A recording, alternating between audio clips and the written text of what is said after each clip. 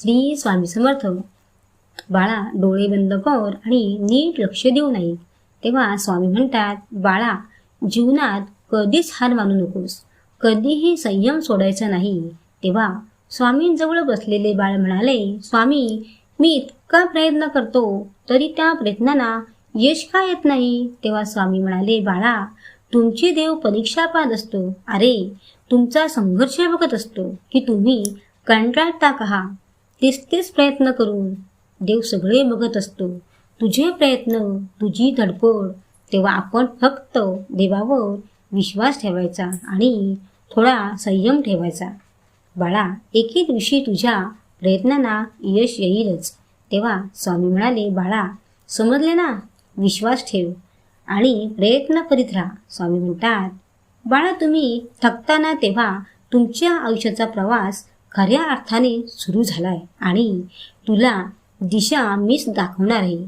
माणसाने चांगले कर्म केले ना तर त्याला कोणत्या ना कोणत्या रूपात देव मदत करतोच. माणसाने मनापासून भगवंताची प्रार्थना करावी. भगवंत बरोबर मार्ग दाखवतोच, त्याचा पाठीराखा तोच असतो. स्वामी म्हणतात, बाळा, आयुष्य कठीण असले तरी आम्ही तुमच्यासोबत आहोत, घाबरू नका. तेव्हा तुला पडताना पाहून मी काही गप्प बसू का? तेव्हा आम्हीच तुला उचलायला येऊ. अरे, सगळे लोक गेली तरी आम्ही तुम्हाला सोडत नसतो, हे लक्षात ठेव.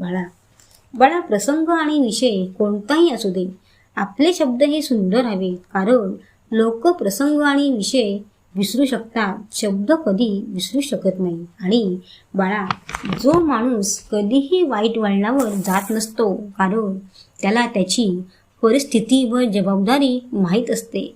समजलं का बाळा, जास्त अडचणी जरी आल्या तुझ्यासोबत, तुझ्या आयुष्यात मी आहेत आणि तू हार मानू नको. आम्ही आहोत तुझ्या पाठीशी. तू फक्त तुझा सन्मान सोडू नकोस. स्वामी म्हणतात, बाळा, तुला माहीत आहे का, प्रतिष्ठा म्हणजे एक भाकड ओझे. कधी योग्यता असताना मिळते आणि चुकून नसताना निघून जाते. म्हणून असताना मिळवू नये आणि नसताना खचू नये. बाळा, संकट हे पाण्यासारखे वाहून नेणारे असते. ते तुम्हाला बुडवण्यासाठी नाही तर त्यात कसे पोहायचे ते शिकण्यासाठी आलेले असते.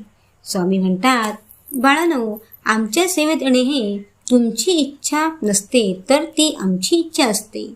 आम्ही आमच्या सेवेत फक्त मौल्यवान रत्नेच निवडतो. बाळा, तू ही